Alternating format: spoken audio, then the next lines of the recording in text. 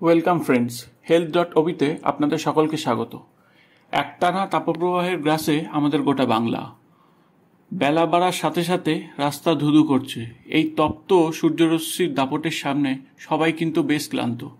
আর যারা একান্তই কোনো উপায় না পেয়ে বাইরে বেরোচ্ছেন, তাদের সম্মুখীন হতে হচ্ছে নানা ধরনের সমস্যার।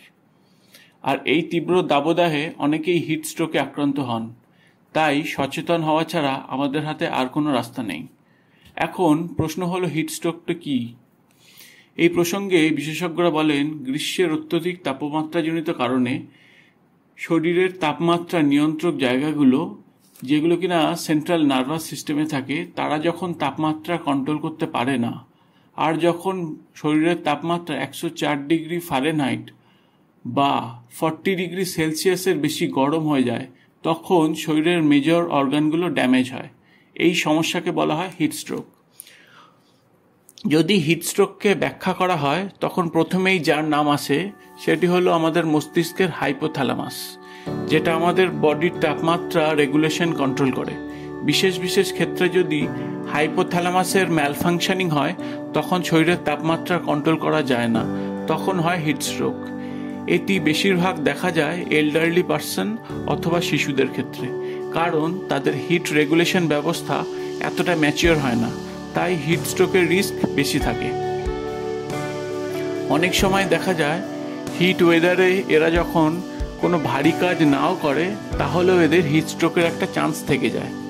একে নন এক্সটার্শনাল হিটস্ট্রোক বলা হয়।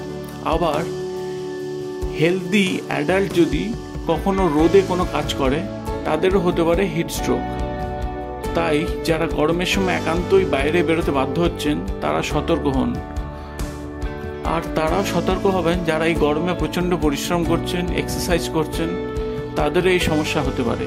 তাই দুপুরের দিকে অতিরিক্ত শারীরিক পরিশ্রম এড়িয়ে যেতে হবে। এছাড়া যারা নার্ভ এবং হার্টজনিত সমস্যায় ভুগছেন, তাদেরও এই রিস্ক অনেকটাই বেশি থাকে। এই অসুখে আক্রান্ত হলে সঙ্গে সঙ্গে ব্যবস্থা নিতে হয়, নালে জীবন সংশয় হতে পারে। তাই দেরি না করে এই অসুখের লক্ষণ এবং প্রতিরোধের কৌশল জেনে নেওয়া খুবই প্রয়োজনীয়।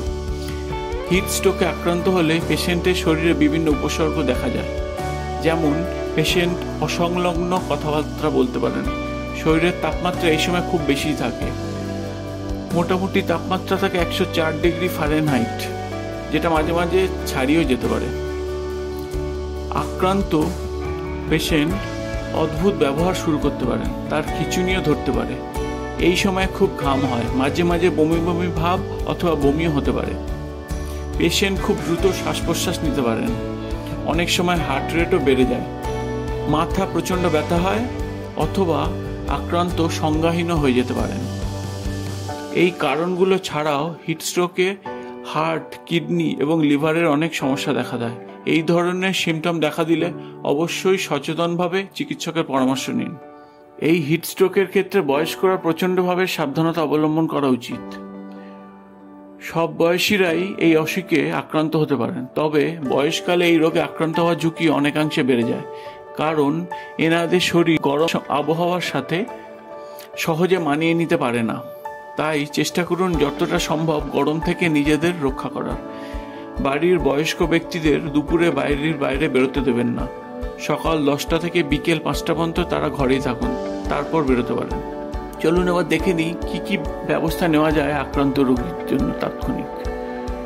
কারোর মধ্যে উপরিক্ত কোনো লক্ষণ দেখা দিলে তাকে দ্রুত একটা ঘরে নিয়ে গিয়ে বসান, এসি বা পাখা চালিয়ে দিন। তার জামা কাপড় যতটা সম্ভব খুলে দিতে চেষ্টা করুন। চোখে মুখে ঘাড়ে ঠান্ডা জল দিন। তাকে জলপান করাতে পারেন, এতে তার শরীরের তাপমাত্রা অনেকটা কমবে।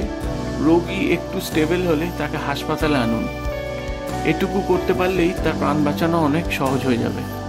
তাই তড়িঘড়ি ব্যবস্থা নেওয়া ছাড়া আর কোনো পথ নেই।